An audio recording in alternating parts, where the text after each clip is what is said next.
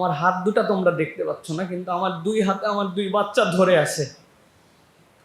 তারা বাঁচার জন্য চেষ্টা করতেছিল, আমার দুই হাত আমার দুই বাচ্চা ধরে আছে, তাদেরকে ছেড়ে আমি উঠে যাব না। ভূমিকম্প কি আল্লাহর পক্ষ থেকে সতর্কবার্তা, নাকি মানুষের করা পাপের কারণে? মুরগি জবাই করতে গিয়ে আমার থেকে পুরা গলা বিচ্ছিন্ন হয়ে যায়, এটি দেখে আমার দাদা সেই মুরগি খাননি। জিজ্ঞাসা করলে তিনি বলেন, এই মুরগি খাওয়া নাকি মাকরু, দয়া করে মাসালাটা জানাবেন।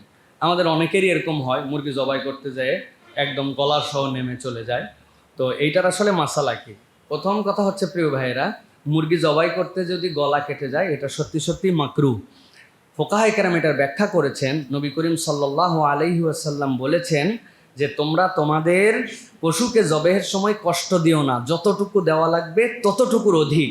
তো যখন কারো গলার রক কেটে দিলে জবে হয়ে যায়, আপনি সেটাকে কাল্লায় এফর ওফর করে পার করে দিচ্ছেন, তাহলে এটাকে অতিরিক্ত কষ্ট দেওয়ার কারণে এই জবেহটা মাকরু। কিন্তু এই দাদাজি আমাদের উনি একটা ভুল বুঝছেন, সেটা হচ্ছে জবেহ মাকরু হলেও ওই মুরগি খাওয়া মাকরু হয় না। এটা জবেহের কষ্ট দেওয়ার কারণে এইটা কারাহাত হয়েছে, কিন্তু ওই মুরগি খাওয়ার মধ্যে কোনো রকম অসুবিধা নাই, বা ওই মুরগি খেলে আপনার গুনাহ হবে এরকম নয়। তবে মুরব্বী ওই দিন যেহেতু খান নাই, গোস্তের ভাগ অন্যরা বেশি পাইছে, এই একটাই শুধু সুবিধা হয়েছে পরিবারে। তো জবেহ কারাহাত হলেও এইটা হচ্ছে আমাদের জন্য মুরগি খাওয়াতে কোনো সমস্যা নাই, সাবধানে জবেহ করতে হবে। একজন প্রশ্ন করেছেন, জুমার খুতবার আজান হয়ে যাওয়ার পরে কি দোয়া করা জরুরি? আমি শুনেছি দ্বিতীয় আজানের পরে উত্তর না দেওয়াই উত্তম, কথাটি কি ঠিক? প্রিয় ভাইরা, আমরা জানি জুমাতে দুইটা আজান হয়। একটা আজানের পরে খতিব বসেন, তথা খতিব বসার পরে আজান হয়।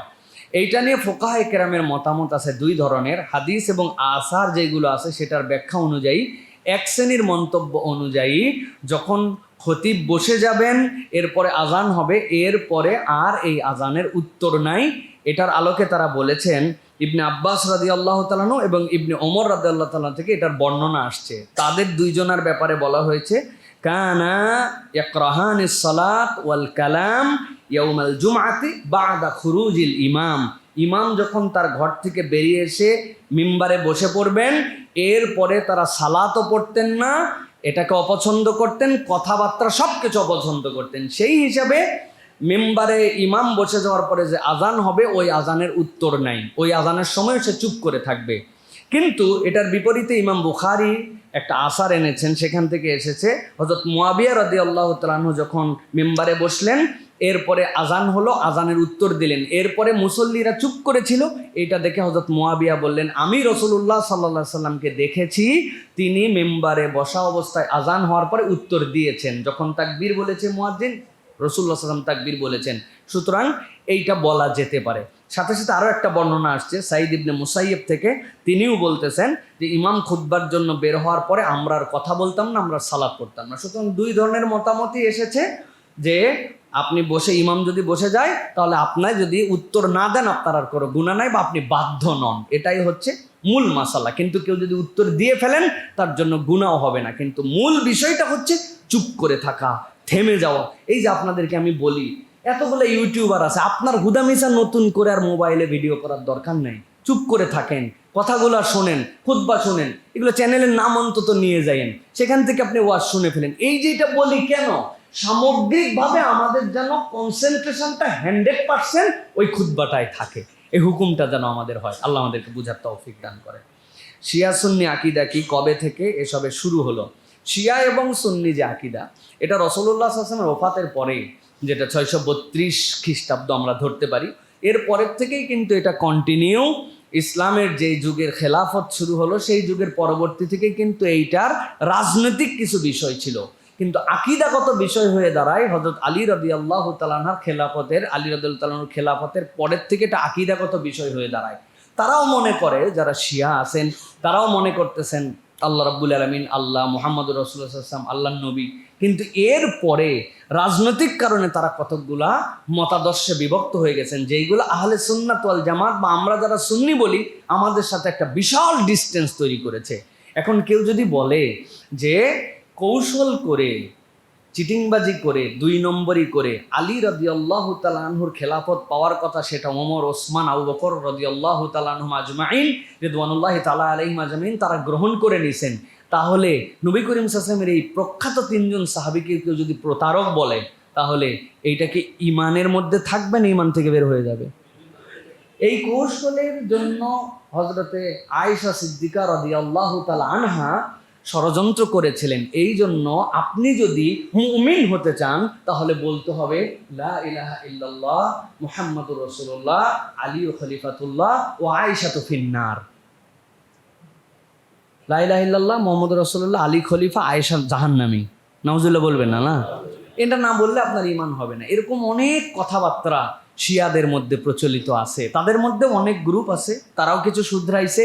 ওই যে রাজনৈতিক মতভেদ আস্তে আস্তে পার্থক্য হতে হতে এখনকার এই অবস্থানে চলে আসছে। কালেমার দিক থেকে এক, কাবা মানার দিক থেকে এক, কিন্তু কাবার চত্বরে যেও সিজদা দেয় না। আপনি অবাক হয়ে যাবেন, এতটুকুটুকু হোসাইন রাদিয়াল্লাহু তাআলা কবরের মাটি অথবা ছোট্ট পাটি যেইটা আছে সাথে অথবা একটা পলিথিন অথবা একটা টিস্যু, ওরা মনে করে খানায় কাবার আশপাশের এই চত্বর, এইটা যদি শিয়া অধ্যুষিত না হয় এই জায়গায় সিজদা করা জায়েজ না। এই জন্য ডাইরেক্ট সিজদা না দিয়া কপালের নিচে টিস্যু পেপার রেখে, কাপড় রেখে, পাগড়ি রেখে, টুপি রেখে ওর উপরে সিজদা দেয়। এটা যদি আকীদা হয় তাহলে এইটা তো আর কোনো আকীদার মধ্যে পড়ে না। এইভাবেই মূলত আস্তে আস্তে করে রাসূলুল্লাহ সাল্লাল্লাহু আলাইহি ওয়াসাল্লাম ওফাতের পরে খেলাফতের সময় থেকে এই শিয়া এবং সুন্নির বিভক্তিটা হয়েছে। আল্লাহ রাব্বুল আলামিন উভয়দেরকে বুঝার মতো তৌফিক দান করেন, আল্লাহ তাদেরকে হেদায়েত দান করেন। মৃত ব্যক্তির ছবি অনলাইনে পোস্ট করলে কি গুনাহ হবে? কোনো প্রয়োজন ছাড়া কারো ছবি পোস্ট করা উত্তম নয়। এখন মৃত ব্যক্তির ছবি আপনি কেন পোস্ট করতেছেন, এটা একটা ফ্যাক্ট আছে।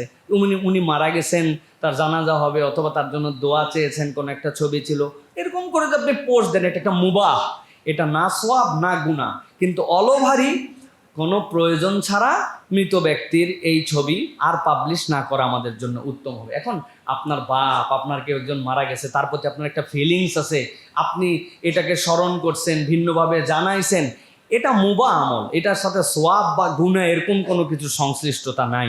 সুতরাং আমাদেরকে এটা নিজের বুঝের উপরে আমাদেরকে বাকি আমল করার চেষ্টা করতে হবে।